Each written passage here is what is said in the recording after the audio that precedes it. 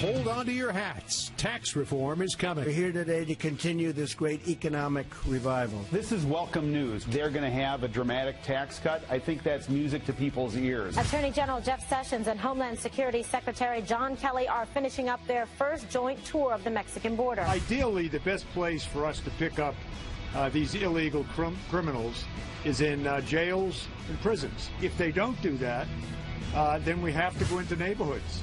We have to go into courthouses. People don't have a right to come unlawfully and then commit crimes and then complain about being deported. We're learning more about the suspected extremist believed to be behind a deadly sneak attack on police officers in Paris. Karim Shirfi, a French native, but with a lengthy record. A handwritten note defending ISIS was found on his body. We have to fight terrorism every single day. I want those suckers dead. A victory for President Trump. This is something Donald Trump took a particular personal interest in, and he made it happen. Here on the couch with us. Sneaking through the First time we've all been together. How about this? No, I am so thrilled to have both you on the couch. Ed Henry, Connell McShane. It is going to be 4 hours of fun. You guys It's ready? great. I'm leaving right after. I'm going to Palm Beach to talk about 42 Faith. I'm going to do a signing, right? Well, here's the deal. Took him 40 seconds to talk about his own book. Here's the deal, though. Play ball! I'm setting that up. Play ball. I'm setting that up because tomorrow I'm going to stay in Palm Beach and I'm going to be on the show. I'm going to do a diner segment. What? Yeah. Ed Henry's doing a diner? Abby has been talking about this all morning. Like, do you really know what you're doing? She's got the... She can walk you through it. She's the expert. She said, well, so what time you're going and what are you doing and what are the segments going How to be good like? are your pancaking skills? See, that's the thing. She is such a perfectionist. Wow. So we're going to be talking all right, about that all morning. what diner is it? Give people a... It's called Benny's on the Beach in Lake Worth, Florida, right near Palm Beach. We're going to be getting tips from Abby about how to do a diner segment. She's such a perfectionist. She's so competitive. You have no idea off the air about are you really going to do a good job? Oh, she was digging at you right She was digging. But you will be fabulous. Right, You'll be fabulous. She says that sort of I can't wait. But we do have a lot of news to get to with Attorney General Jeff Sessions and DHS Secretary John Kelly. They've been on the border the past 2 days in El Paso and then in San Diego, really to show compliance with federal immigration laws or lose Fed funding. That's really what the deal is, they're going right? after these sanctuary cities. This is no surprise, okay? This is something that Donald Trump talked about again and again as a candidate in the transition. He said, once I take office, we're going to jump all over this, Connell. Here's the Attorney General talking about it in San Diego. Today, the Department of Justice sent letters to 9 jurisdictions that were identified by the Obama administration as having policies that potentially violate federal law and which receive millions of dollars in federal grants. These jurisdictions have until June 30th to send their legal justifications for why they are not in violation of federal law, and the state of California is one of these jurisdictions. Sanctuary jurisdictions put criminals back on the streets. They help these gangs to refill their ranks and puts innocent life, including the lives of countless law-abiding immigrants, in danger by refusing to share vital information with federal law enforcement. Enough is enough. Enough is enough. So there you have 9 sanctuary cities, right, where the federal government's basically going in a carrot and stick approach and basically say, hey, you get yourself in line with the law here or you lose your money. And that's what it's all about. We've got the map right there. They're all across the country. And supporters of these sanctuary cities will often say, these don't exist. This is fake.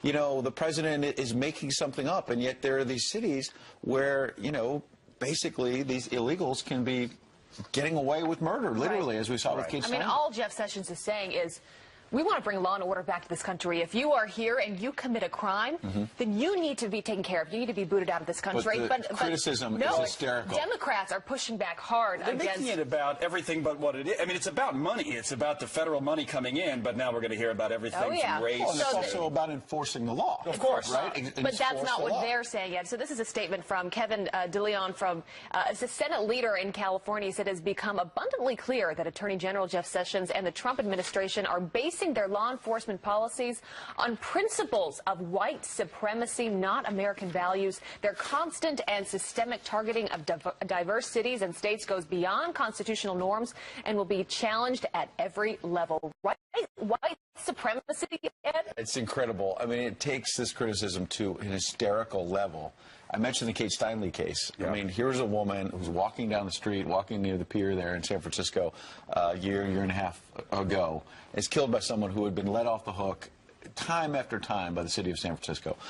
And so this idea that this is about white supremacy is bizarre. It's crazy. At the end of the day, it's about politics for many of these cities, are controlled by Democratic mayors who know who their constituency is, and in many cases, big immigrant populations, right? So that they have to cater towards that constituency, and if they go in this direction, they're going to get more votes in the next election. If they go in the other direction, that endangers them politically. So you make it about something like this, which you're right, it is silly, but it does change the subject. Well, that's why you see Mayor Rahm Emanuel in Chicago, cities like that, standing up and defending sanctuary cities.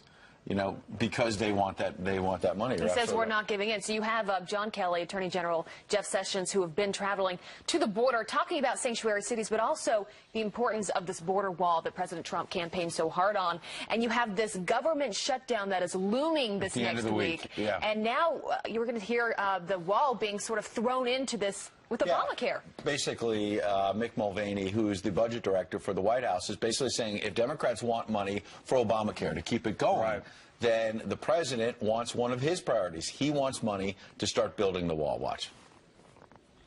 The next 4 days will tell you a lot about the next 4 years. We've finally boiled this negotiation down to something that we want very badly that the Democrats really don't like, and that's the border wall. At the same time, there's something they want very badly that we don't like very much, which are these cost-sharing reductions, the Obamacare payments. Ordinarily, in a properly functioning Washington, D.C., as in any business, this would be the basis upon which a negotiated resolution could be achieved. We'd offer them $1 of CSR payments for $1 of wall payments right now. That's the offer that we've given to our Democrat colleagues. That should form the fundamental understanding that gets us to a bipartisan agreement. Yeah, we'll see about that. I mean, it's going to be one interesting week in Washington. I just can't imagine that coming together. I'm going to be in D.C. for most of the week next week, going into the 100 days, which will be interesting. But this, I think, to me, is a story that has almost been undercovered to some extent. We've spent so many time on so many other things. Some of them have been silly. Some of them have been very important. But the fact of the matter is, if there's not an agreement in place by Friday, then the government shuts down. Right. Is that the end of the world? I guess not. I mean, we've worked our way through it before. But politically, especially for this president and for the Republicans who control Congress, there's a lot on the line here. They would take the blame for Democrats that are already shutting this down. Here's a statement from Chuck Schumer's It's not the government shutting down the idea. Shutting down the idea before they even start talking about it. Here's what the spokesman for Chuck Schumer said. He said the White House gambit to hold hostage health care for millions of Americans in order to force American taxpayers to foot the bill for a wall that the president said would be paid for by Mexico is a complete non-starter. That just shows one thing after another. Chuck Schumer has been opposed to this president on basically everything he's put forward. Right. After this talk during the transition, they're both from New York. Maybe they can reach across the aisle. And so here, you know, the White House is sending out this idea, okay, we're going to continue to pay for Obamacare. We've tried to repeal it. We've tried to replace it. That effort failed. We're going to continue in the days ahead. But in the meantime, we're going to continue to pay for that. You pay for one of the president's initiatives, one, the border wall. And they're immediately saying non-starter. That shows you where we are right now. Yeah, it's going to be a fun week. All right. Meanwhile, you remember that United case with the... Everyone remembers. Yeah, I think we do. Still going. Well, there is a new airline outrage this morning as an American Airlines employee, not United, is accused of nearly hitting a baby and challenging a passenger, yes, to a fight.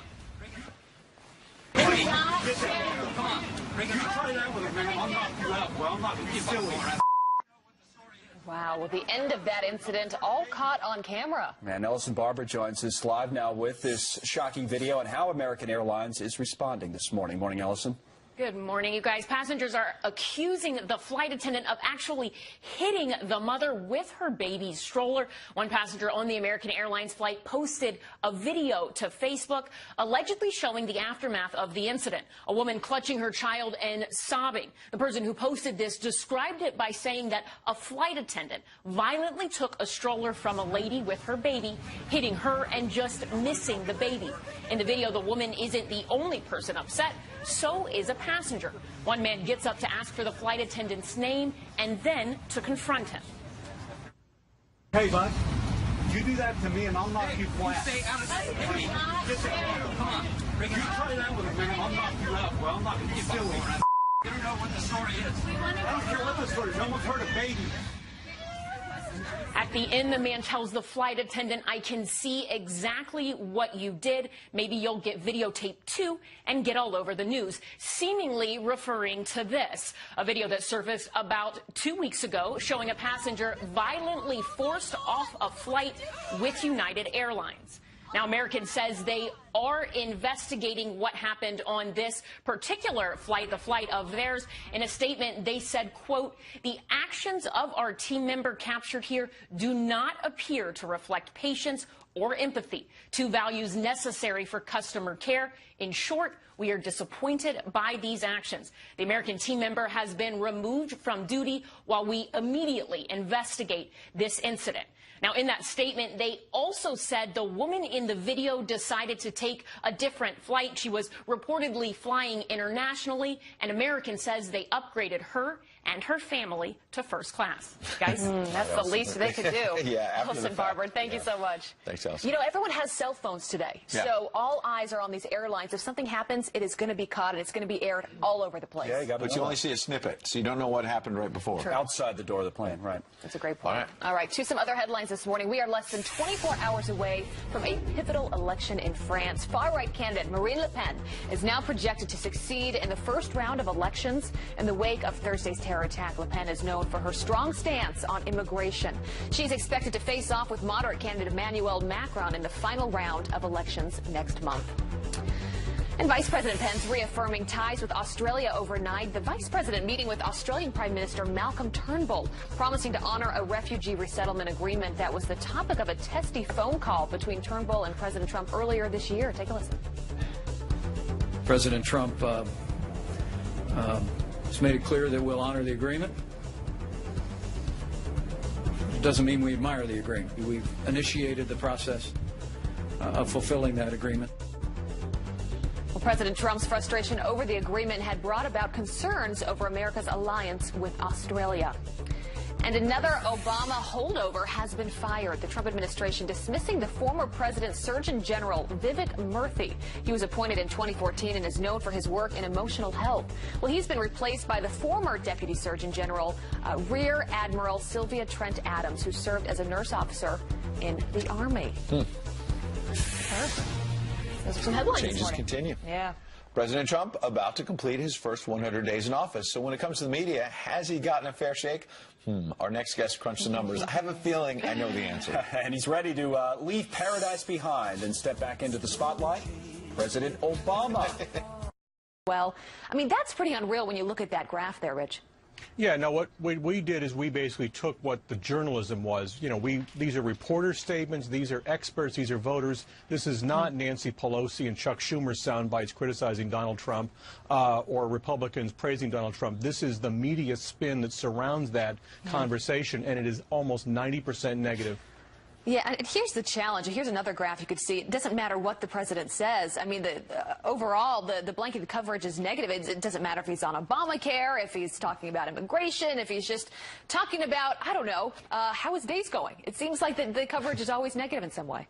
It is. I mean, these are the top 5 issues that the media gravitated to talk about the first 100 days. Things like the travel ban, the unproved allegations about Russia, Obamacare. Over 90% negative in all of those categories. A topic the president wanted to talk about, economy and jobs, less than 1% of his coverage. Yeah. All right. Well, let's just look at this past week, Rich, right? So 3 attacks from the press already on the president this week. One of them was on this attack in France, right? And he calling it a terrorist attack. MSNBC, they were really upset about that he called it a terrorist attack, and they went sort of nuts on this. Take a look. President Trump said right off the bat to a question, looks like another terrorist attack in France. We have not been comfortable to call it that or report that. The president was referring to, I think, what he was watching on television. And you do wonder, are people going to take what he said as some idea that that he knows something more than what anybody else does? Rich? Yeah, I mean, this is a press that is still comfortable with the last president who called the Fort Hood shooting a workplace violence. I mean, I think they're not comfortable with this. The president would call it terrorism, and it turns out the president was right.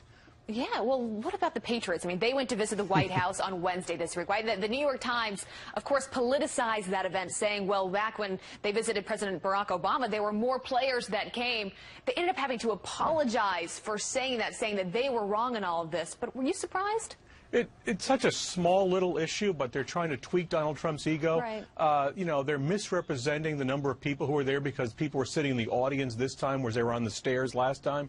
It is just trying to sort of tweak and undermine this president. We've seen this on and on for the 100 days. And remember, this is supposed to be the best part of his presidency. It's going to get rougher from here with the press if history is a guide. Well, I think a lot of the American people just want some fair coverage. Right. Reginald, it's good to have you here this morning. Thanks a lot. Appreciate that. All right, up next, the results of the investigation are in, and it turns out hundreds of illegal votes were cast in the 2016 election. So who was their candidate of choice? That's up next. Good morning again. Some quick headlines. A possible break in the Phoenix highway serial shootings. A person of interest who's already in jail is now being questioned by police in connection to the shootings that began last March and left 7 people dead. This sketch of a suspect released last year asking the public for any more information. So far, no arrests have been made. And a raging brush fire forcing mandatory evacuations in Florida. 800 homes now at risk in the Indian Lake Estates area. The fire has already claimed several structures. Polk County now under a red flag warning due to dry weather conditions. Emergency crews will be reassessing the blaze later this morning. Well, President Trump welcoming home an Egyptian American aid worker that wrongfully spent 3 years in a prison in Cairo. Aya Higazi, her husband, and 4 other charity workers touching down in the U.S. late Thursday night. The release coming after President Trump and his team intervened, striking a deal with Egyptian President al-Sisi. Joining us now, the managing attorney who handled that case, Wade McMullen. Wade, how do you respond to all of this? I mean, it seems like there's a lot of praise to President Trump on handling this. Yeah, and I think first and foremost, President Trump's personal engagement on Aya Higazi's case, he deserves credit for that. And he was personally engaged, and my organization, Robert F. Kennedy Human Rights, worked with senior administration officials to ensure her case was prioritized at the highest levels, particularly in advance of the visit by Egypt's President Sisi earlier this month. Wade, since this was going on for, what was it, about 3 years, how much of a priority was it in the Obama administration? Were they pushing as well and just things opened up now, or was there more pressure, as you say, from the Trump administration that opened the door? What really happened here? It's a great question. So for over 2 years, the case just languished with procedural delays, and the family didn't want to raise too much attention. But once it hit that 2-year mark and they were kept in jail longer than even Egyptian law should allow them to be, they approached the Obama administration and they asked, will you come out strongly in support of our daughter, of our sister? And you know what they did? The Obama administration issued a very strong statement calling for her release and calling for the charges to be dropped. There was a lot of international attention and pressure that stepped up after that took place. And then after that, there was a trial. A new judge was put in place, and then a trial was set in motion. That trial continued at a regular pace after that fact until March, and then it paused. And that's when the critical juncture happened, because just a week later, President Sisi was here in the United States meeting with President Trump. So that timing of it sounds like it was important, the personal meeting between President al-Sisi and President Trump. Is it something personal that the president himself said, or more his team handling that? So at the direction of President Trump, his team was highly engaged at multiple levels of the Egyptian government, prioritizing Aya's case. But we've come to learn that President Trump himself did speak with President Sisi about Aya's case to stress the importance. So that personal engagement really is key. At the very least, it provided the political space for this judge in Egypt to rule free from any influence that might have been there to convict her. And her Egyptian lawyers did such an amazing job in the court that there was absolutely no evidence against her. And so the judge was able to issue a full acquittal for both for Aya, her husband Mohammed, and all of their colleagues in the case. How's Aya doing? You know she's doing well. As you can imagine, it's been a whirlwind week. Just a week ago, she was in an Egyptian prison, didn't know the fate of the rest of her life, facing a life sentence. Then last Sunday, gets a full acquittal, released on Tuesday, meeting with government officials throughout the week, and then flying home to Andrews Air Force Base on Thursday, meeting President Trump yesterday. So I think for any of us, that would be a lot, let alone to come on the heels of 3 years of being in an Egyptian detention. But I have to say, after meeting her upon her arrival in the U.S., her spirit is strong. Her husband Mohammed's spirit is strong, and it's really beautiful because I think that they don't know what's going to be next specifically, but they're still dedicated to making this world a better place, and it's going to be exciting to see what they get up to. It's a great story, and all the best to her. And thank you, Wade, for sharing it with us this morning. We appreciate it. Yeah, absolutely. And welcome home from us, please. Absolutely. Thank you, Wade. Have a great day. All right. Is the world on the verge of another Brexit? Frexit? How this week's terror attack in Paris could reshape the European Union in a major way, and what that means for the U.S. That's coming up next. Well, you know, the French election is the other huge story this weekend, just 24 hours away from that now, and after Thursday's terror attack in Paris, which left 1 police officer dead and 2 injured, the election now shifts to address one key issue, and that would be security. President Trump even weighing in with a tweet saying another terrorist attack in Paris, the people of France will not take much more of this, will have a big effect on the presidential election. So that's the question for us this weekend. How will this recent wave of terror attacks impact French voters?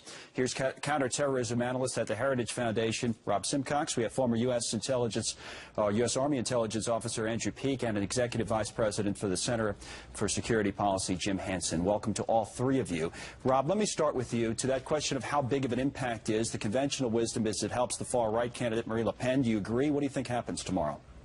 Well, actually, I think that you've got to remember that France has been living under a state of emergency now for 18 months. There's been a very constant string of terrorist attacks, terrorist plots, dozens of them in recent years. Attacks like that on the Charlie Hebdo magazine in Paris, the coordinated ISIS attacks in November 2015, Nice last summer.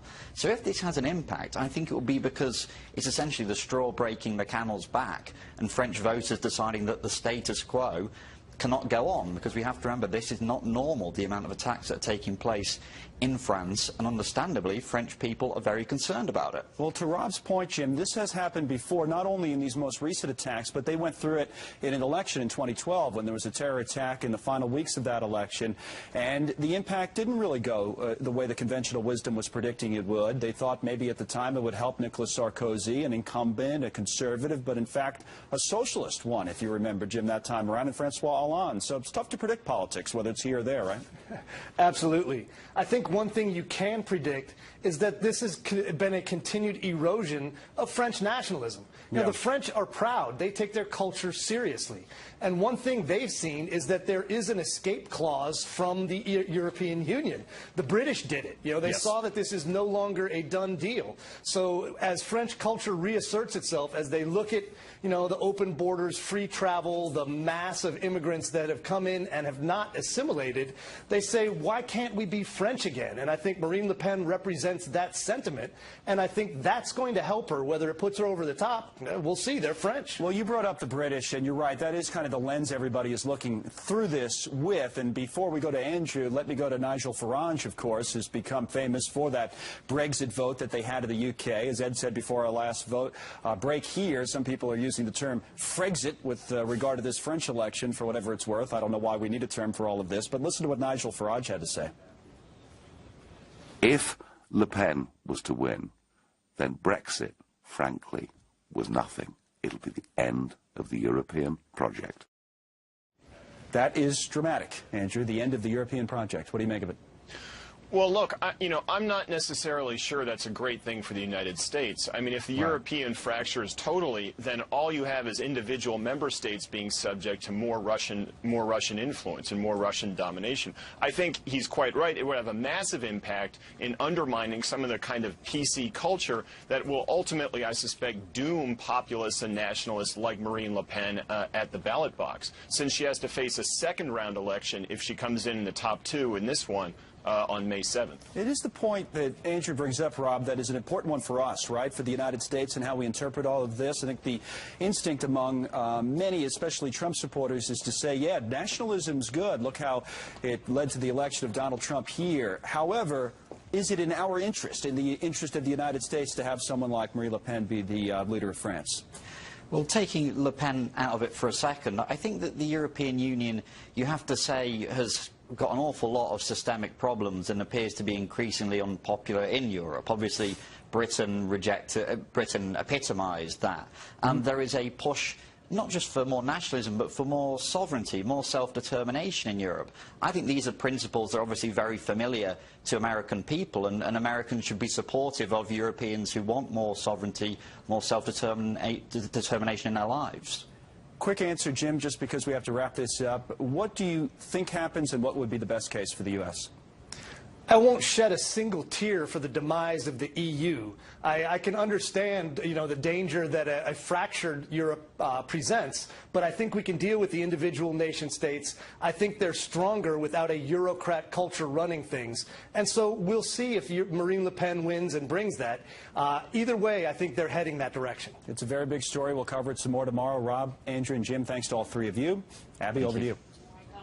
I do want to bring you some other headlines this morning, starting with the WikiLeaks releasing more CIA documents as U.S. prosecutors look to arrest founder Julian Assange. The website's latest leak includes descriptions of CIA-developed malware that could turn certain Samsung TVs into recording devices. This comes amid reports that the DOJ is preparing charges against the WikiLeaks founder. Assange was granted asylum back in 2012 and has been living in London's Ecuadorian embassy ever since. And it turns out that illegal votes were cast in the 2016 election. The North Carolina Board of Election reveals that 508 people voted illegally. More than half of them were